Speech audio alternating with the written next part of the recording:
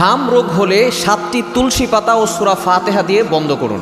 বর্তমানে সারা বাংলাদেশে প্রায় 100+ অধিক শিশু দুনিয়া থেকে বিদায় নিয়েছে, বিশেষ করে এই হাম রোগ হয়ে। এটা কিন্তু আমরা অনেকেই জানি এর লক্ষণগুলো কী কী আছে। জ্বর হওয়া, এরপরে লাল রেশ উঠা, চোখ লাল হয়ে যাওয়া, ঠান্ডা হওয়া, কাশি হওয়া, এগুলোর লক্ষণ হচ্ছে হাম রোগ হওয়ার লক্ষণ। সুতরাং অবশ্যই আমাদেরকে সতর্ক থাকতে হবে। যদি কারো এটা হয়ে যায় অবশ্যই চিকিৎসা নিতে হবে। তার পাশাপাশি 7টি তুলসী পাতা নিয়ে সেখানে একটা গ্লাসের ভিতরে পানি নিয়ে সেখানে 7টি তুলসী পাতা ভালো করে ধৌত করে সেখানে দিয়ে আপনি সূরা ফাতিহা বিসমিল্লাহ সহকারে 7 বার পড়বেন। পরে ওই পানিতে ফু দিবেন। ফু দিয়ে এরপরে ওই পানিটা ভালো করে গরম করবেন। গরম করার পরে যেই তুলসী পাতার রসটা সেখানে বের হবে, এরপর ওইটাকে ভালো করে ছেঁকে আপনি যখন একটু কুসুম গরম করে, একবারে বেশি গরম না, কুসুম গরম যখন হবে তখন আপনি আপনার বাচ্চাকে 7 দিন খাওয়াবেন। অবশ্যই অন্যান্য চিকিৎসা নেবেন এবং এই আমলটাও করবেন।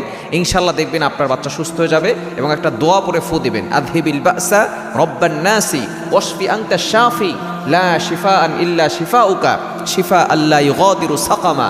নবীজি সাল্লাল্লাহু আলাইহি ওয়াসাল্লাম জানিয়ে দিয়েছেন, যদি কারো অসুস্থতা হয় এবং সে যদি এই দোয়াটা পরে ফু দেয়, আল্লাহ পাক রব্বুল আলামিন তার সকল অসুস্থতা দূর হয়ে যাবে।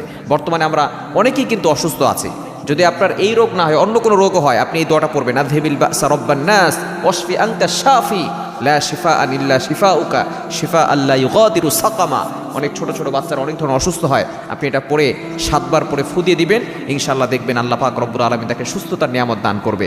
সুতরাং আমরা অবশ্যই সতর্ক থাকব এবং যদি কারো হাম রোগ হয়ে যায় অবশ্যই আমরা চিকিৎসকের কাছে যাব এবং নিজেরাই আমরা জনবহুল থেকে দূরে সরে আসব এবং বাচ্চাকে 7টি তুলসী পাতা পানি দিয়ে সূরা ফাতিহা পরে ফু দিয়ে পানিটা খাওয়াবেন। ইনশাআল্লাহ সূরা ফাতিহার ভিতরে শেফা রয়েছে।